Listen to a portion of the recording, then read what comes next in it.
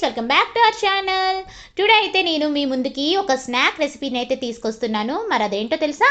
క్యాబేజ్తో వడైపోతున్నాను. మరి దాన్ని ఎలా తయారు చేసుకోవాలో, దాని ప్రాసెస్ ఏంటో మరి చూసేద్దామా? ఇంకెందుకండి ఆలస్యం, let's start the video.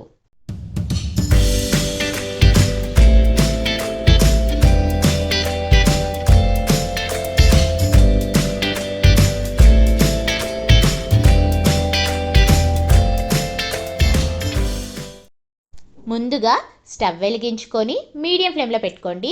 Deep ఫ్రైకి సరిపడా ఆయిల్ని పోసుకున్న కడాయిని పెట్టుకోండి. సో ఈ ఆయిల్ అనేది మరగాలండి. ఇది మరిగే లోపల మనం క్యాబేజీ వడ అన్నాను కదండి, దాన్ని ఎలాగా తయారు చేసుకోవాలో చూసేద్దాం. చెప్పాను కదా క్యాబేజ్ వడ అని. సో ఇక్కడ నేను ఒక 1/2 kg వరకు క్యాబేజ్ తీసుకున్నానండి. దాన్ని ఈ విధంగా సన్నగా తురుముకోవాలి. అలాగే 2 పెద్ద ఉల్లిపాయలు తీసుకున్నానండి, వాటిని కూడా సన్నగా ముక్కలుగా కోసుకోవాలి. అలాగే 4 మిరపకాయలు తీసుకున్నానండి, దాన్ని కూడా చిన్న చిన్న ముక్కలుగా కోసుకోవాలి. సో అదేవిధంగా 2 రెమ్మల కరివేపాకండి, అలాగే కొద్దిగా కొత్తిమీరని తీసుకొని ఇవి కూడా సన్నగా కట్ చేసుకోవాలి. సో వీటిని అన్నిటినీ కూడా మనం క్యాబేజ్ దాంట్లో వేసేసుకోవాలి. అలాగే 1/2 టేబుల్ స్పూన్ అల్లం వెల్లుల్లి పేస్ట్ అండి, సో దాన్ని కూడా వేసుకోవాలి.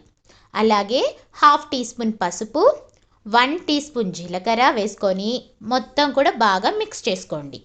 ఒకసారి కలుపుకున్నాక దీనిలో ఇప్పుడు రుచికి సరిపడినంత సాల్ట్ని వేసుకొని మరోసారి కలుపుకోండి.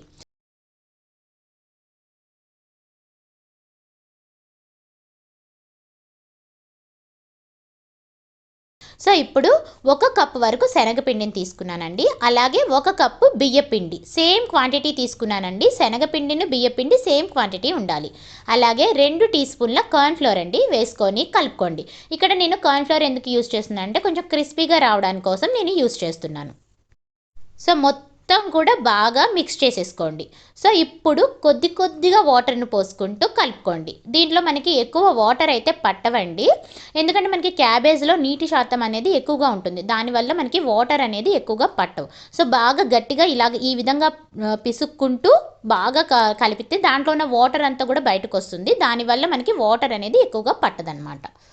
సో చూసారు కదా, ఈ విధంగా మొత్తం కూడా కలుపుకోవాలి. ఇప్పుడు మనకి వడ అయ్యేటట్టు ఉందో లేదో చూసుకోండి. సో మనకైతే అవుతుందండి. సో ఈ విధంగా అయితే మనకి సరిపోతుంది.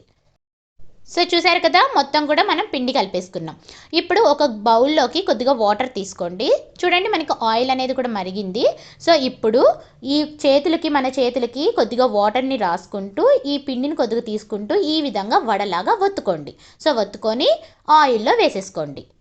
చూసారు కదా, మనకి కొద్దిగా ఎప్పటికప్పుడు తడి చేసుకుంటా మనకి ఈజీగా మనం వడ అనేది ఈజీగా వచ్చేస్తుంది. సో చూసారు కదా, ఇదే విధంగా ఈ కడాయికి సరిపడినంత వడలను కూడా వేసేసుకోండి. సో ఇక్కడ ఏంటంటే మనం మీడియం ఫ్లేమ్లోనే పెట్టుకొని చేసుకోవాలండి. హై ఫ్లేమ్లో పెడితే మాత్రం పైన మాడిపోతుంది, కానీ లోపల మాత్రం అస్సలు ఉడకదండి. అందువల్ల మీడియం ఫ్లేమ్లో పెట్టుకొని వేయించుకోవాలి. సో ఇప్పుడు ఒక 10 నిమిషాల తర్వాత చూడండి మనకి కొద్దిగా వేగినాయి. ఇప్పుడు వీటిని టర్న్ చేసుకోండి. సో 2 వైపులా కూడా దోరగా వేయించుకోవాలి. సో చూడండి ఇక్కడ మొత్తం మంచిగా వేగిపోయిందండి. సో ఇది ఈ విధంగా వేగితే మనకి సరిపోతుంది. 2 వైపులా కూడా దోరగా వేయించుకున్నాక ఇప్పుడు వీటిని తీసుకొని ఒక ప్లేట్లో వేసుకోండి. ఇదే విధంగా మనకి మిగతా పిండి ఏదైతే ఉందో అన్నిటిని కూడా వడల్లాగా వేసేసుకోండి. అంతే, మనకి క్యాబేజీ వడ రెడీ అయిపోయినట్లే. సో చూసారు కదా, మన క్యాబేజీ వడ కొంచెం వెరైటీగా ఉంటుంది, పిల్లలు కూడా ఇష్టంగా తింటారు. సో మీరు కూడా ట్రై చేసేయండి. టుడే మా రెసిపీ మీకు నచ్చినట్లయితే లైక్ చేయండి, షేర్ చేయండి, కామెంట్ చేయండి, సబ్స్క్రైబ్ చేసుకోవడం మాత్రం మర్చిపోకండి. పక్కనే ఉన్న బెల్ ఐకాన్ మోగించేయండి. Bye friends.